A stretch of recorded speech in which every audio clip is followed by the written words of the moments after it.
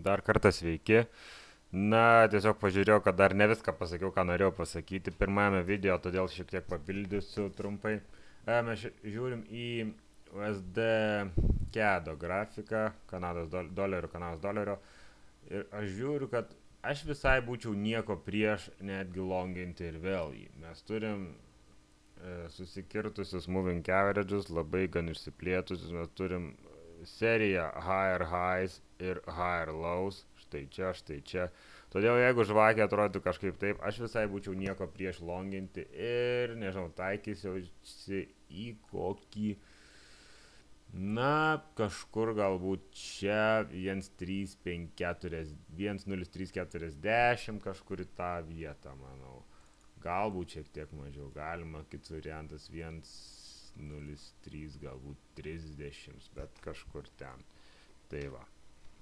Ir dar norėjau šiek tiek, kad jau pakūriau naują video, šiek tiek pakalbėti, kodėl aš noriu shortinti poundą dolerį ir Aussie dolerį.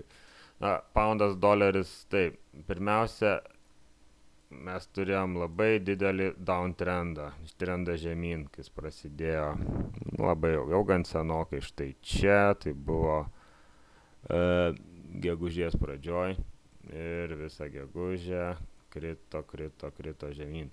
Bet šį mėnesį be abejo tai buvo šiek tiek korekcija šiokia tokia, štai čia, ir aš vis laukiau, kada mes gausim pagaliau vėl tą testinumą žemyn.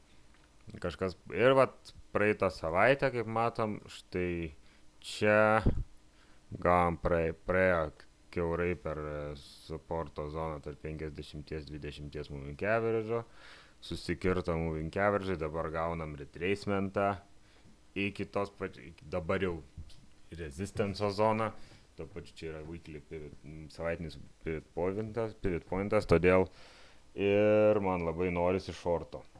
Iš esmės, Aussie doleris yra labai panašu, viskas kaip ir taip, situacija labai panaši, lygiai toks pat didelis kritimas žemyn, visą gegužės mėnesį, birželio mėnesį korekcija ir praeina per tokią pačią supporto zoną tarp 50 ir 20 moving average, štai čia moving average susikerta, iki ten retracementas ir dabar tikėsimės žemyn kritimo. Tai tiek, toks trumpas video, šiek tiek papildymas praeitam video, nes ne viskas jau pasakyti. Ačiū uždėmesį, sėkmingų treidų ir iki.